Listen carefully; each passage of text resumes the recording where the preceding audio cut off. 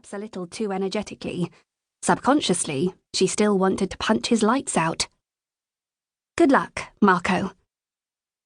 She was about to add, "You're a nice guy," but the memory of the tentacles and the rubber-dingy lips came flooding back, so she bit her tongue, smiled, and turned around, key in hand, and a few seconds later was walking through the front door of her flat. "Goodbye, Marco. You and your mole, your bucket of bolts, and your sushi." Feet up on the coffee table, Virginia was sprawled on the beige sofa, hugging a bowl of popcorn as if it was a dear old friend, and giving Sara a strange look. Her green eyes shifted to the clock on the wall near the door, and then returned to her. "Congratulations, sis. That's a new record. It's only 9:25. You managed to get rid of Marco even faster than his predecessor." Sara sank down on the couch beside her, grabbed a handful of popcorn, greasy with butter and sprinkled with plenty of salt, and stared at the Man of Steel on the television. "You watching this again?" "I like Henry Cavill," said Virginia with a shrug. You'd have struggled to find two more different sisters. Sara was outgoing and curvaceous, with curious, watchful eyes and a mass of soft, curly, dark brown hair, while Virginia was blonde and thin, with hair as straight as spaghetti and an apathetic expression which quickly turned sprightly whenever her eyes happened upon some hunk in a movie or a hot underwear model. Sara was 25 and was once again looking for a job after being laid off during the downsizing of the accounting firm she used to work for.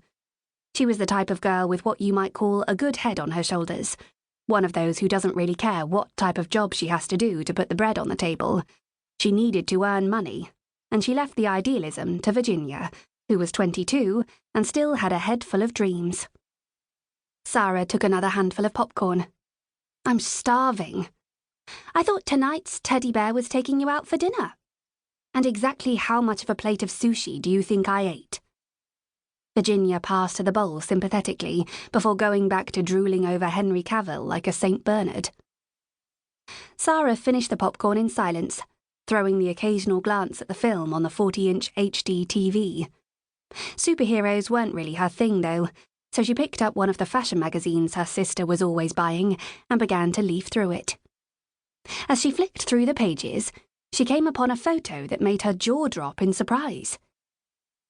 "Wow, this guy is pretty well put together." Virginia leaned over to look and burst out laughing. "My dear sister, who obviously lives on another planet from the rest of us, that's the model of the moment. The sexiest, most sought-after, most highly paid model in the world, beloved of magazines and designers. And his backside has to be seen to be believed. And I'm believing it in all its glory." His harmonious curves were displayed in black and white, posing on mattresses, sheets, and sofas. And what he couldn't do with a shirt wasn't worth doing. After studying the photos closely, Sara could have written an article on 1,001 ways to use a dress shirt without actually putting the damn thing on, and she was pretty sure it would have been a bestseller. A few minutes later, there wasn't an inch of that body whose geography Sara didn't now know by heart. And to think, geography had never been one of her favourite subjects at school. Virginia burst out laughing. "You should see your face. You look like me. After a long period of hibernation, my hormones have just woken up, and they seem to be throwing a party.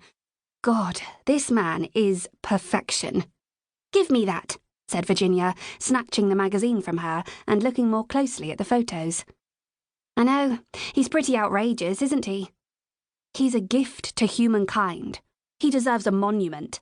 Haha, let's write to UNESCO to ask if they can get him declared World Heritage so that we can all have access to him," proclaimed an excited Virginia. "Or at least get a decent look." Sara laughed and took back the magazine. "And check out those eyes." "Actually, I was more interested in—" Virginia pointed, and after a moment's silence, the two sisters burst out laughing. And after a long discussion of the beauty of the human race, well, one member of it at least, Virginia and Sara went to bed, ready to dream unforgettable.